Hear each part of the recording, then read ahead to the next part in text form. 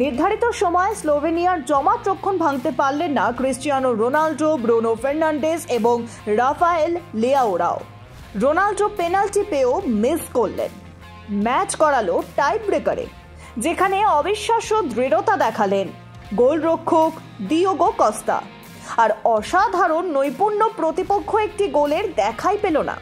শেষ পর্যন্ত তার দৃঢ়তায় ইউরোপিয়ান চ্যাম্পিয়নশিপের কোয়ার্টার ফাইনালে উঠল পর্তুগাল। ফ্র্যাঙ্কফুর্টে সোমবার রাতে শেষ 16-এ 120 মিনিটের লড়াই গোলশূন্য থাকার পর ট্রাইব্রেকারে স্লোভেনিয়াকে 3-0 ব্যবধানে হারালো প্রাক্তন চ্যাম্পিয়নরা।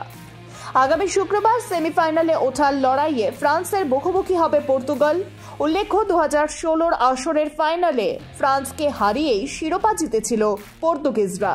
ঘূর্ণিঝড়ের আশঙ্কায় ব্রিজটাউনে আটকে আছে ভারতীয় ক্রিকেট দল। স্থানীয় সময় অনুযায়ী মঙ্গলবার সন্ধ্যার আগে ভারতীয় চার্টার্ড বিমানের বার্বাডোস ছাড়ার উপায় নেই। সুতরাং ক্রিকেট বিশ্বকাপ জয়ী ভারতীয় দলের দেশে পা রাখতে সময় লাগবে বুধবার পর্যন্ত। বিশ্বজয়ের নায়কদের বরণ করে নেওয়ার জন্য ক্রিকেট প্রেমীদের অপেক্ষা আরও একটু বাড়ল। শোনা যাচ্ছে সরাসরি মুম্বাইতে নয়, ভারতীয় দলের চার্টার্ড বিমান এসে পৌঁছবে দিল্লিতে। দিল্লি থেকে মুম্বাইয়ের উদ্দেশ্যে রওনা দেবেন রোহিত কোহলিরা। সেই চার্টার্ড ফ্লাইটে ক্রিকেটার, স্টাফ এবং তাদের পরিবার ছাড়াও থাকবেন বিসিসিআই এর চিফ রজার বিনি এবং সেক্রেটারি জয় শাহ। লর্ডসে শুরু, লর্ডসে শেষ। 21 বছর আগে যে জেমস অ্যান্ডারসনের লর্ডসে টেস্ট অভিষেক হয়েছিল, সেই লর্ডসেই এই মাসের 10 জুলাই ওয়েস্ট ইন্ডিজের বিরুদ্ধে শেষ টেস্ট ম্যাচ খেলতে নামছেন অ্যান্ডারসন। চিরসবুজ অ্যান্ডারসন বিদায় নেবেন ক্রিকেট থেকে।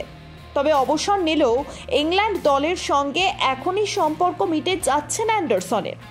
41 বছর বয়সী এই বোলারকে ইংল্যান্ড দলে ভিন্ন ভূমিকায় দেখা যাবে। অবসরের পর তিনি ইংল্যান্ডের ফাস্ট বোলারদের মেন্টর অথবা পরামর্শকের ভূমিকায় কাজ করবেন, এমনটাই জানিয়ে দিয়েছেন ইংল্যান্ডের ক্রিকেট দলের ম্যানেজিং ডিরেক্টর রব কি।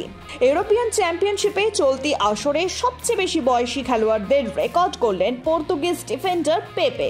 স্লোভেনিয়ার বিপক্ষে সোমবার রাতে শেষ 16 ম্যাচে খেলতে নামে পেপে। বয়স হয়েছে 41 বছর 126 দিন। তিনি ভেঙে দিলেন পিটার সিলটনের কীর্তি।